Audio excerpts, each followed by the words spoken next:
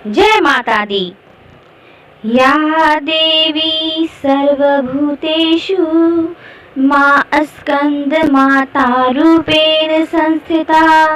नमस्तस्यै नमस्तस्यै नमस्तस्यै नमो नमः। नमस्कार। नवरात्रि के 5वें दिन स्कंद माता की पूजा अर्चना की जाती है। माता पर्वतों पर रहकर भी सांसारिक जीवों में नव चेतना का निर्माण करती हैं। स्कंद कुमार कार्तिकेय की माता के कारण इन्हें स्कंद माता नाम से पहचाना जाता है। इस देवी की 4 भुजाएं हैं। ये देवी जो है, इनकी 4 भुजाएं हैं। दाईं तरफ की ऊपर वाली भुजा से स्कंद को गोद में पकड़े हुए हैं। नीचे वाली भुजा में कमल का पुष्प है।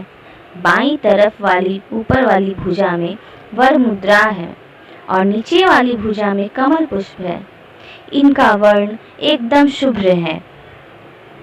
ये कमल के आसन पर विराजमान रहती हैं, इसलिए इन्हें पद्मासना भी कहा जाता है।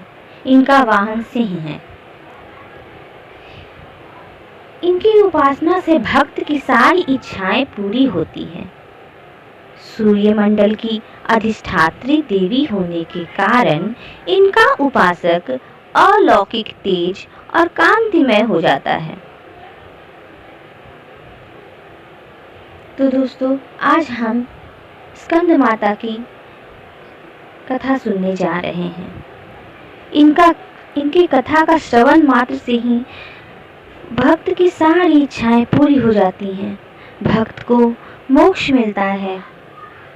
सूर्यमंडल की अधिष्ठात्री देवी होने के कारण इनका उपासक अलौकिक होता है। इनकी उपासना करने से साधक को हर तरह की कठिनाई से, हर तरह की परेशानी से मुक्ति मिल जाती है।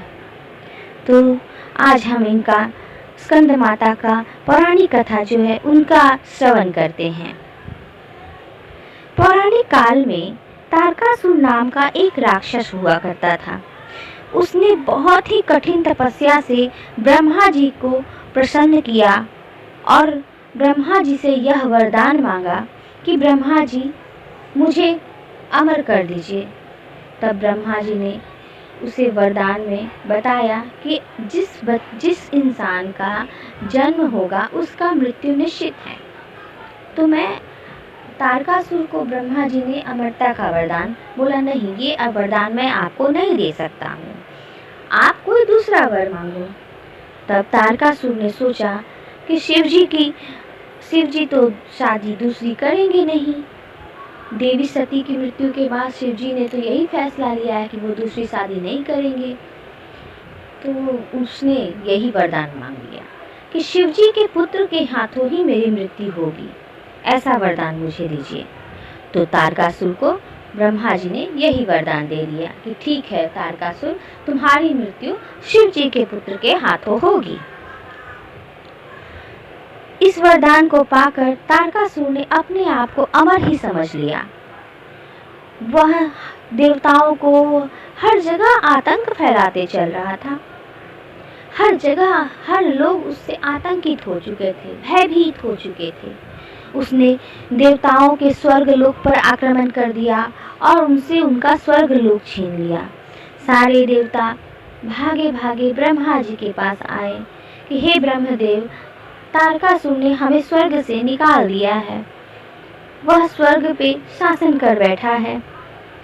ब्रह्मा जी ने देवताओं को बतलाया कि तारकासुर ने मुझे प्रसन्न किया, बहुत ही कठोर तपस्या की और मुझे प्रसन्न किया और मुझसे यह वरदान मांगा है कि उसकी मृत्यु सिर्फ और सिर्फ शिवजी के पुत्र के हाथों ही हो सकती है।